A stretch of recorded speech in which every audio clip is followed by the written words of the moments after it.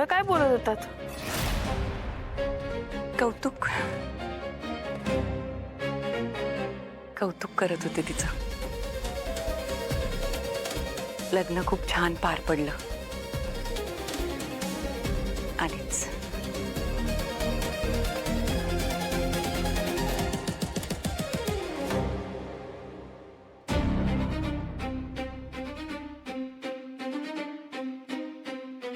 ताई, तू खुश आहेस ना ग? समाधानी आहेस?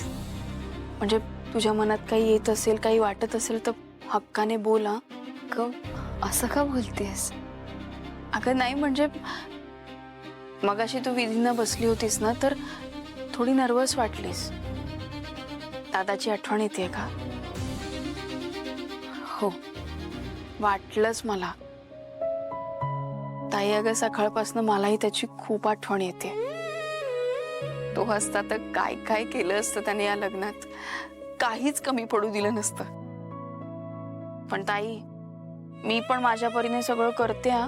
पण माझ्याकडनं काही कमी जास्त झालं तर प्लीज चिडू नको हा. अगं, वेडी आहेस का तू? तू खूप केलंयस माझ्यासाठी, या लग्नासाठी. आणि मी काही रागवले वगैरे नाहीये तुझ्यावर. उलट मला तुझा अभिमान वाटतो. ये इकडे.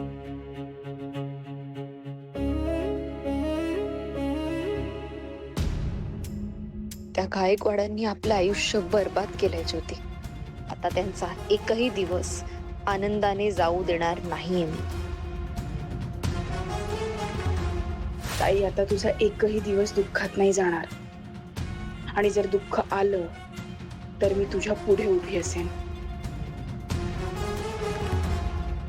कन्यादानाच्या विधीसाठी नवरा नवरीने स्टेजवर या. चल.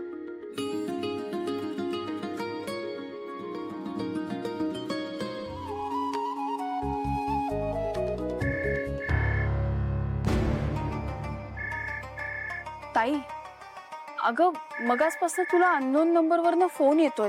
तू बघते का कोण आहे?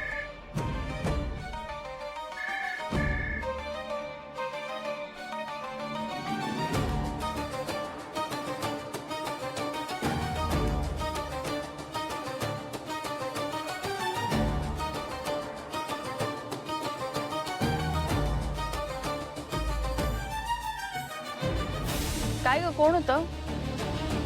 माहित नाही ग, आवाजच येत नव्हता. मला वाटतं नेटवर्क प्रॉब्लेम आहे. कंपनीचा कॉल असेल अगं. परत आला तर उचलू नकोस हा. नाही. ज्योती, मी जरा पटकन साडी नीट करून येते हा. हो का? मी येतेच तुझ्यासोबत. चल. अगं नाही नको, मी जाऊन येते ना पटकन. तू कशाला उगाच. अगं एकटी कशी करशील? मी येते ना, चल सोबत जाऊ. चल. ज्योती, अगं मी जाऊन येते ना. ज्योती, जरा इकडे येतेस का ग?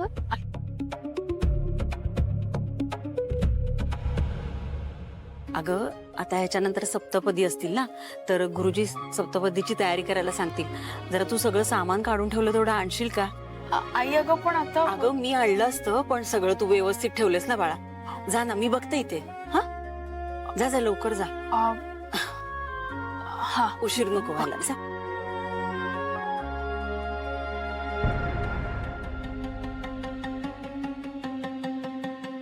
स्वराज, हो मी जरा पटकन साडी नीट करून येते हा.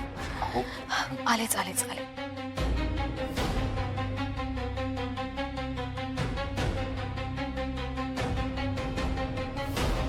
नाही, ही कुठे गेली आता? काय माहिती? तरी सांगते नाही, बरोबर नाहीच आहे. थांब ग जरा.